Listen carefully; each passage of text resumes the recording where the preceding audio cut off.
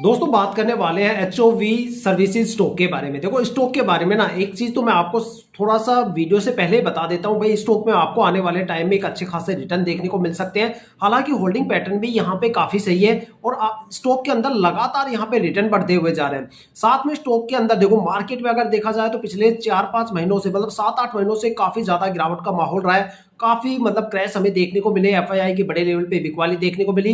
लेकिन अगर उस मार्केट की गिरावट के साथ स्टॉक को मैं कंपेयर करूं तो भाई ऐसा लगता है जैसे स्टॉक में गिरावट नाम की कोई चीज ही नहीं है। लगातार ये ताबड़तोड़ मार्केट में दौड़ता हुआ जा रहा है। ठीक है, ऐसे बड़ी गिरावट के माहौल में भी स्टॉक ने कहीं ना कहीं अपने इन्वेस्टर्स को पॉजिटिव मोमेंटम के साथ रखा है। ठीक है, साथ में अगर स्टॉक की ना दो सबसे बड़ी इंपॉर्टेंट चीजें बताने वाला हूं जो आपको हर एक स्टॉक के बारे में जानना चाहिए। एक तो उस स्टॉक के पिछले 5 साल के रिटर्न के बारे में और दूसरा उस स्टॉक के होल्डिंग पैटर्न के बारे में। देखो पिछले 5 साल के रिटर्न से आपको एक अंदाजा मिल जाता है, एक पैटर्न आपको देखने को मिल जाता है कि भाई वो स्टॉक शॉर्ट टर्म में ज्यादा प्रॉफिटेबल रहेगा या फिर लॉन्ग टर्म में प्रॉफिटेबल रहेगा, या फिर ऐसे कौन कौन से टाइम ड्यूरेशन से जहां पे आपको स्टॉक में भारी भरकम गिरावट या फिर रिटर्न देखने को मिल सकता है, या फिर मैक्सिमम उस स्टॉक में कितनी गिरावट देखने को मिल सकती है, या मैक्सिमम वो स्टॉक कितना ज्यादा रिटर्न आपको दे सकता है। साथ में स्टॉक के होल्डिंग पैटर्न के बारे में भी बताऊंगा। मोस्टली बंदे होल्डिंग पैटर्न को सिर्फ एक डेटा समझते हैं, लेकिन मैं यहाँ पे आपको थोड़े से अलग अंदाज में बताता हूँ कि भाई अगर आप कोई नए इन्वेस्टर्स हो और आपको होल्डिंग पैटर्न के बारे में नहीं पता तो कोई भी ट्रेड लेने से पहले वहां पे होल्डिंग पैटर्न ऐसा होना चाहिए कि प्रमोटर की होल्डिंग कम से कम 50 या 50% से ज्यादा होनी चाहिए।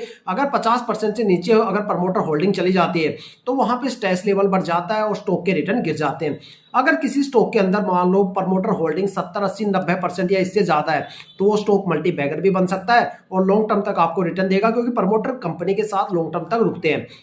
जो सबसे ज्यादा पैनिक होते हैं स्टॉक मार्केट में वो एफआईआई और पब्लिक इन्वेस्टर्स होते हैं। पब्लिक इन्वेस्टर्स डोमेस्टिक इन्वेस्टर्स होते हैं और एफआईआई का मतलब होता है फॉरेन इन्वेस्टर्स जो ग्लोबल मार्केट में भी इन्वेस्टमेंट करते हैं। जब उनको पता चलता है ग्लोबल मार्केट में पिटाई का माहौल शुरू हो गया तो वो यहाँ पे भी बिकवाली करके निकल जाएंगे और उसके बाद पब्लिक इन्वेस्टर्स को पता चलता है कि भाई अब गिरावट यहाँ पे शुरू हो गई है।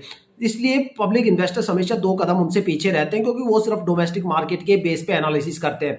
इसलिए जिस स्टॉक में एफआईआई की होल्डिंग कम रहेगी वहां पे आपको रिटर्न ज्यादा मिलेगा। जिस स्टॉक में एफआईआई की होल्डिंग ज्यादा मिलेगी समझ लो उस स्टॉक में आपको गिरावट और फ्लक्चुएशन ज्यादा देखने को मिलेगा, क्योंकि एफआईआई का जो यहाँ पे मार्केट जब हमारी चलती है तो उसमें 11:30 से लेकर 1:30 बजे के टाइम में एफआईआई का जो एक्टिविटी होती है वो सबसे ज्यादा आपको देखने को मिलती है, क्योंकि उस टाइम मार्केट में ग्लोबल मार्केट काफी ज्यादा एक्टिव रहती है।